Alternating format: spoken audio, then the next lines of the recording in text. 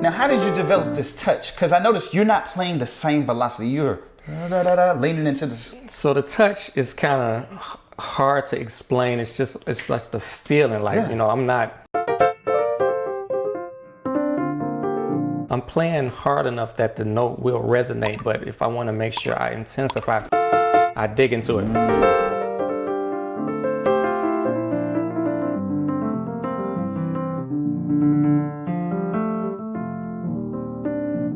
Yeah. So let's come back to this Bruce Hornsby. Okay, so I get home and I tell my mom, this is what, you know, my teacher, her name was Miss Curry. She was like, learn number 7. So I learned the song. I come back the next day. I'm bringing the record back. So I think it was lunch period. So she had an upright piano in her classroom, and I sat down and she started crying immediately. Wow. Like, she was like,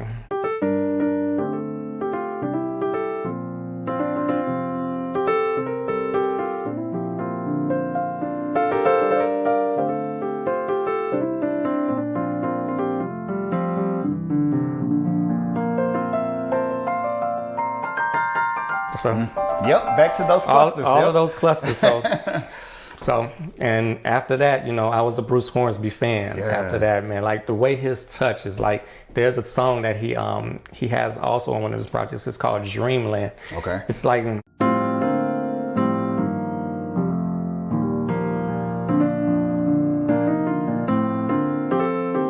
that's it. So these are the drop twos. These are the, yeah.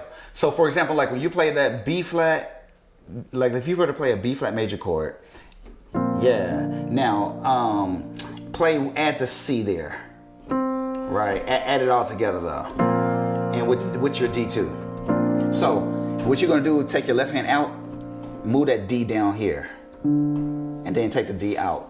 Yep, that's the drop 2. So drop 2 means drop the second highest note. So you're doing it. What's crazy about this is you're doing this innately. Like, you're not even thinking about this. You're naturally doing this. So that same chord, does that sound familiar? Does that yes. How that? So, yep, that's another one. So do that one right there. So that one. So that's an F major chord. So play F major, add the G. So drop 2 means drop the second highest note down. Drop 2. And you're just doing this naturally, bro. Without ever knowing it. Yeah. Man, this is crazy. So you didn't know you were playing drop 2. You just naturally. Yeah. Your hands are naturally just. I had no idea about the whole drop 2 thing. A lot of people would comment and be like, "Man, your drop 2s. Please teach me how to do the drop 2s." I'm like, teach me what the drop 2 is. Like, what is the drop 2? Well, hey, drop 2 is drop the second highest note down to the bottom. Thank you for that. It gives that open voicing that you're doing naturally, you know, and you're not even thinking about it. That's what's blowing me away, because I'm using theory to do a lot of stuff, but God has just blessed your hands to naturally just flow, you know, and you just naturally have that touch. So, yeah, man. Thank you for sharing this with us, man. Thank you for sharing it with me. Like, so that's drop. Yep. So a B flat chord. And you're adding the 2, which is the C, is that 2 of that B flat scale. And I'm taking the 3rd and putting it right. Yep. Okay. And so people were thinking, it's not drop 2, that's drop 3. And I'm like, no, it's the second highest note. So your second highest note was that D. And I'm bringing it out, and I'm dropping it Creeping down. that open. Yep. Wow. Yep. And you're just naturally moving around doing this, man. So that's what's so amazing. So with that still, if I open the chord up, like. Yep. See, look what's at the bottom. Okay. Boom. You're filling in the gaps.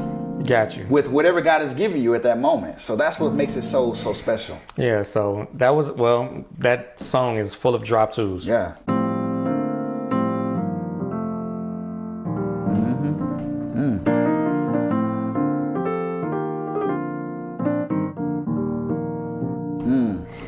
And then do it again, because you did.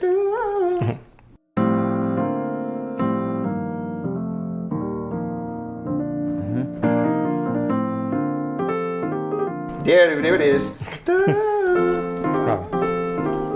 That just comes so natural to you. Yeah, it's my grace note. So man, it happens every now and then. Yeah. So you know where that concept came from? They're called hammer on, hammer off. Hey, do you play guitar? I fool around with not too much, not really. Yeah. No. So when you're doing that, that's common for guitar players to do when they're strumming and then they'll. So it's like they're holding a note, coming on, and then coming down somewhere. So